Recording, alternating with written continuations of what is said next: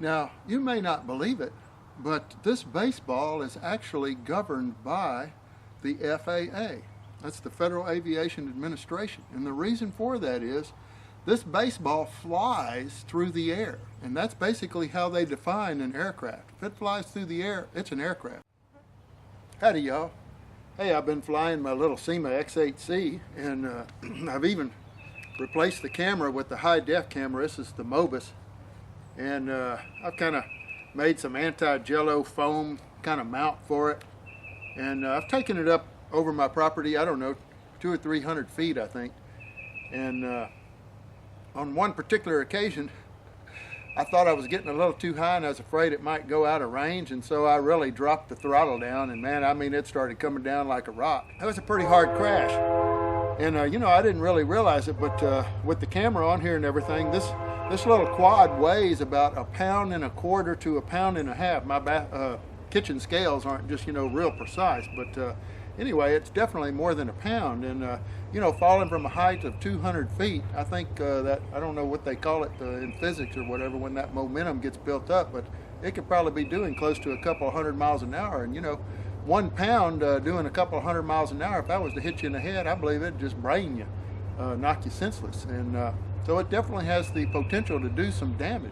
Anyway, I started thinking about, well, what are the laws? I know I really shouldn't be flying, you know, up above 400 feet because there's other aircraft up there. And there is kind of a flyway here. There's a vector that brings us into an airport, and there's a railroad by. You can probably hear that. And the plane sometimes will fly down that railroad because it points right to the airport. So anyway, I started doing a little research trying to figure out, well, what are my liabilities with flying this thing in case it really went off my property, or can I take it out to a, you know, a park somewhere, out in the middle of a baseball field on a, you know, a Sunday morning or something when there's nobody around? Can I fly it there? So anyway, here's some information I found out. I'm going to read through some text that I found, and this is the first case of the FAA actually bringing a suit against an individual who was flying a model aircraft. Basically, it says on April 13th, 2012, you were advised through a notice of proposed assessment that the FAA proposed to assess a civil penalty in the amount of $10,000. It goes on to say, after consideration of all of the available information, it appears that 1. On or about October 17, 2011, you were the pilot in command of a right-wing Zephyr powered glider aircraft in the vicinity of the University of Virginia, Charlottesville, Virginia. The aircraft referenced above is an unmanned aerial system, UAS. At all times relevant herein, you did not possess a Federal Aviation Administration pilot certificate. The aircraft referenced above contained a camera mounted on the aircraft which sent real-time video to you on the ground. Number 5, you operated the flight referenced above for compensation. Number 6, specifically, you were being paid by Lewis Communications to supply aerial photographs and video of the UVA campus and medical center. Number 7, you deliberately operated the above described aircraft at extremely low altitudes over vehicles, buildings, people, streets, and structures. Number 8, specifically, you operated the above described aircraft at altitudes of approximately 10 feet to approximately 400 feet over the University of Virginia in a careless or reckless manner so as to endanger the life or property of another. Number 7, for example, you deliberately operated the above described aircraft in the following manner. A, you operated the aircraft directly towards an individual standing on a UVA sidewalk, causing the individual to take immediate evasive maneuver so as to avoid being struck by your aircraft. You operated the aircraft through a UVA tunnel containing moving vehicles. You operated the aircraft under a crane. D, you operated the aircraft below treetop level over a tree-lined walkway. You operated the aircraft within approximately 15 feet of a UVA statue. You operated the aircraft within approximately 50 feet of a railway track. You operated the aircraft within approximately 50 feet of numerous individuals. Let's see, we're on number H now. You operated the aircraft within approximately 20 feet of a UVA active street containing numerous pedestrians and cars. How about number I? You operated the aircraft within approximately 25 feet of numerous UVA buildings. J, you operated the aircraft on at least 3 occasions under an elevated pedestrian walkway and above an active street. K, you operated the aircraft directly towards a 2-story UVA building below rooftop level and made an abrupt climb in order to avoid hitting the building. L, you operated the aircraft within approximately 100 feet of an active helicopter at UVA.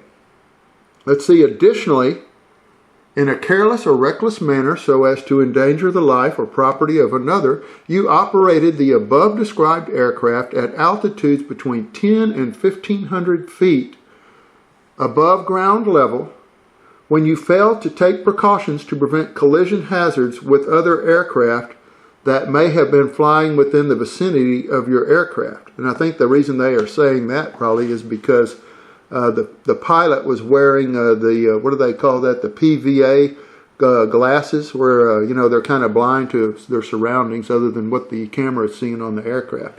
Now, number 11, by reason of the above, you operated an aircraft in a careless or reckless manner so as to endanger the life or property of another. Let's see if they got any more. Okay. By reason of the foregoing, you violated the following sections of the Federal Aviation Regulations. Section 91.13a, which states that no person may operate an aircraft in a careless or reckless manner so as to endanger the life or property of another. Now, therefore, it is ordered pursuant to 49 U.S.C. 46301A1 and D2, and of course 46301A5, that you be and hereby are assessed a civil penalty in the amount of $10,000. But also bear in mind, I am not a lawyer. I am just interested in the law as it pertains to these, model aircraft. And so anyway, I am just presenting information that I found. I'm not giving any legal advice. So, don't take any of this as any legal advice. But with that said, let's go ahead and roll on to some of the other information that I found regarding the Federal Aviation Administration. And this came from the Federal Aviation Administration back in 1981, but it's relating to model aircraft operation standards.